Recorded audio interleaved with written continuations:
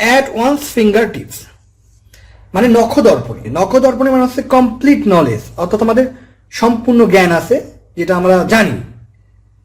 Butterflies in once stomach, অর্থাৎ stomach মানে হচ্ছে প্যাটের ভিতরে যদি কোনো বাটারফ্লাই ঢোকে তাহলে কি অস্বস্তি হবে, ভয় হবে, তাহলে কি হবে? To feel very nervous, to feel very nervous.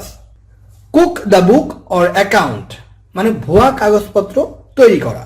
That means preparing false account, preparing false account.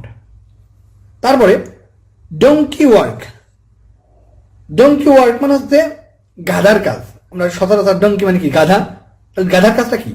The boring or laborious part of a job, গাধা প্রচুর পরিশ্রম করে, সেখান থেকে মনে রাখবেন the boring or laborious part of a job. তারপরে go all out, go all out মানে হচ্ছে ট্রাই হার্ড, অতিরিক্ত পরিশ্রম করা বা বেশি ট্রাই করা।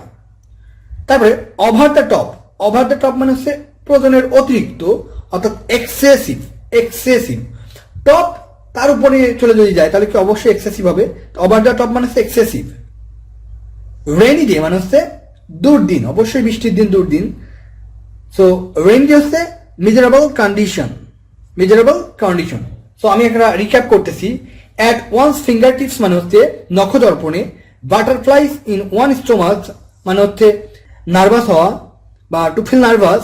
কুক দ্য বুক মানে হচ্ছে ভুয়া কাগজপত্র তৈরি করা। ডোন্কি ওয়ার্ক মানে হচ্ছে বিরক্তিকর কাজ বা একটা কাজের বিরক্তিকর অংশ। গো অল আউট মানে হচ্ছে ট্রাই হার্ড, অর্থাৎ পরিশ্রম করা, কঠোর পরিশ্রম করা। ওভার দ্য টপ মানে হচ্ছে প্রয়োজনের অতিরিক্ত, অর্থাৎ এক্সেসিভ। রেনি ডে মানে হচ্ছে দুর্দিন বা মেজারেবল কন্ডিশন। ধন্যবাদ সবাইকে।